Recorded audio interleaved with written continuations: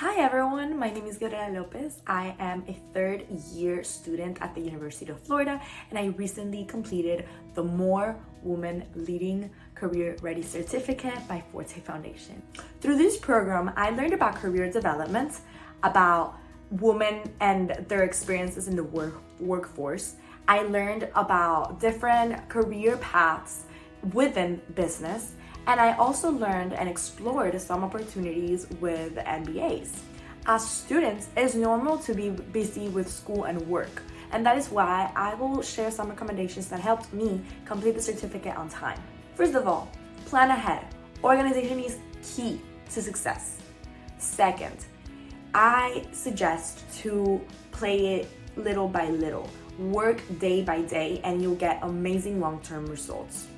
And third, but most important, remember why you're doing the certificate. Remember that there's a reason why you started this certificate. So you have to remind yourself that. And this will only benefit you and your professional career.